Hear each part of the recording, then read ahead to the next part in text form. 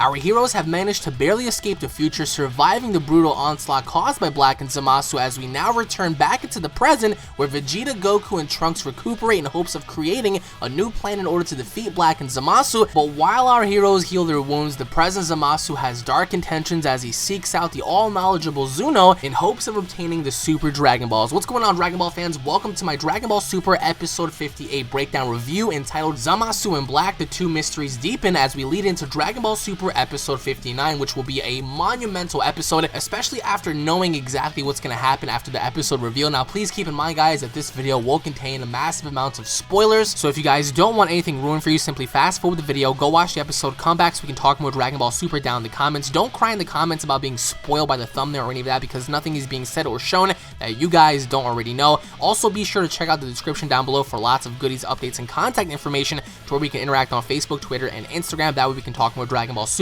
And again, quick plugs before we begin. If you guys are new to this channel, make sure you guys hit that subscribe button for all latest in Dragon Ball news, updates, What If Battles, Xenoverse 2, and much more daily uploads and daily content for you all to watch and enjoy. So I thank you so much for supporting the channel greatly, as I always do. Be sure to spread the word about Unreal ENT Gaming. The translations were provided by Herms98 on Twitter, just in case you guys are wondering how I was able to pick up on the dialogue prior to the subs coming out. And with that being said, on to the episode now. I think it's safe to say that Goku should have listened to Beerus' intentions the entire time.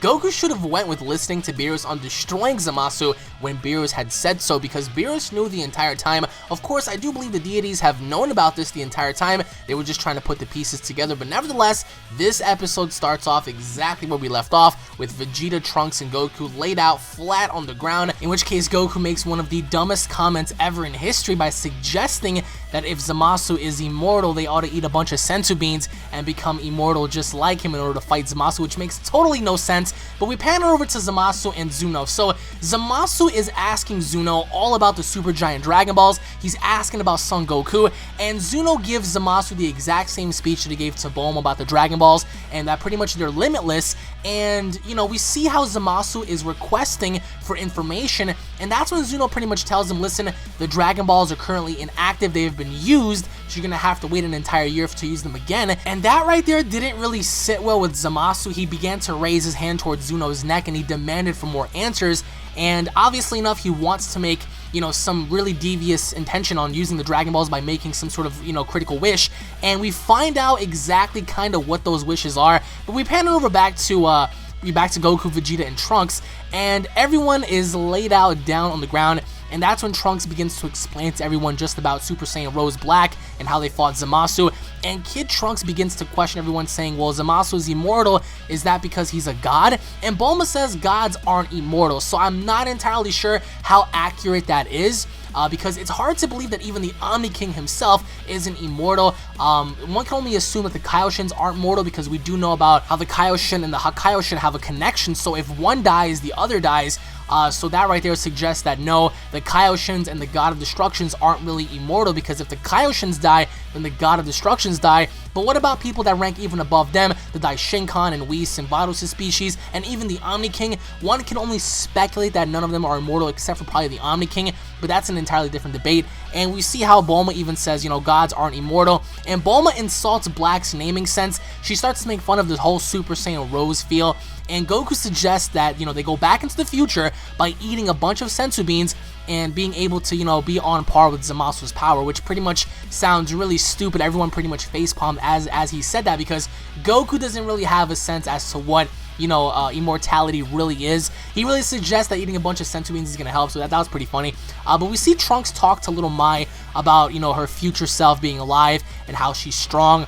And, you know, we see Pilaf and Shu, they're actually pretty impressed by Mai being able to survive in the future despite everything that's happened. In which case, Beerus, Whis, and the Supreme Kai arrive. They're starting to eat food.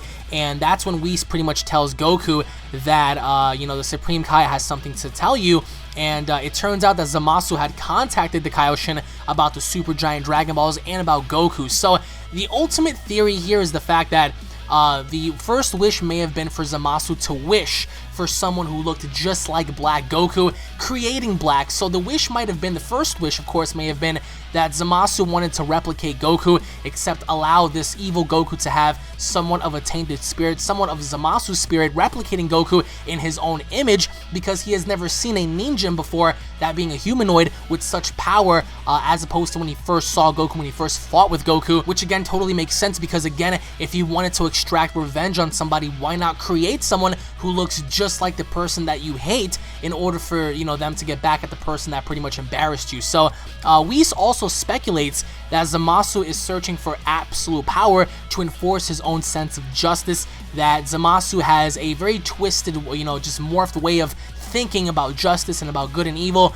and that Zamasu wants to accomplish and achieve absolute power in order for him to have his beautiful paradise, that being to rid all humanoids of life, to destroy every single ninja, to destroy every single Saiyan, because he feels that every single other life form is unfit to exist while Zamasu is present, because we also have to know that Zamasu feels as if his own paradise should include only him and no other humanoid, because he feels as if humanoids are disgusting. And Whis thinks that Goku is on the money when Goku suggests that Zamasu had created Black, and Whis speculates that Black is an exact copy of Goku created by the Super Giant Dragon Balls, all thanks to Goku sparring with Zamasu, that made Zamasu interested in Goku's power, because keep in mind, Zamasu had never seen someone as strong as Goku before. That was the first time, if you guys go back and recall, that was the first time Zamasu ever laid eyes on such a powerful humanoid. So that actually caused him to be very intrigued, thus creating Black. And Whis also suggests that Zamasu also waited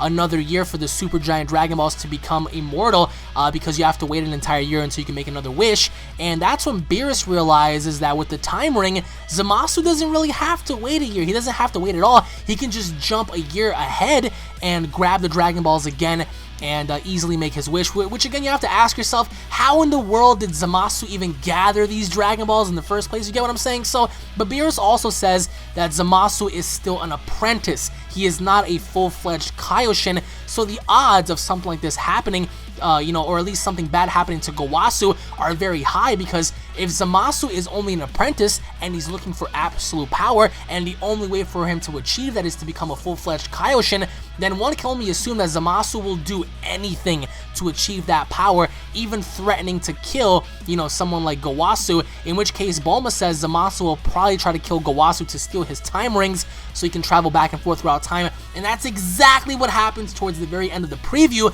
where we see that Zamasu poisons Gowasu via drinking some green liquid, some green tea, and everyone else in the background is just standing there and watching this happen. And of course, towards the very end of the preview, we see Zamasu fight Goku once again, in which case we already know that Beerus is going to destroy him off. But we see Zamasu poison Gowasu for two reasons. Number one, to steal the Potara of Kaioshin earrings, and number two, to steal the time rings, because again, he wants to jump ahead of time so he can go ahead and achieve immortality. So that's a very dangerous situation that Goku and everyone is in, because now they're forced to watch Gowasu interact with him just to see what's going to happen. And of course, with that being said, Zamasu poisons and kills Gowasu.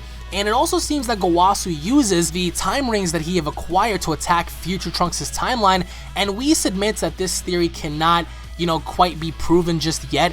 But of course, with that being said, everyone is questioning as to Zamasu and Black's key, because if Zamasu had created Black, you know, Black and Black is just a regular copy of Goku, then how come their key feels very similar? That doesn't make any sense. If Zamasu had created Goku, or at least Black Goku, then how come him and Black have similar ki? That's what everyone is trying to suggest here.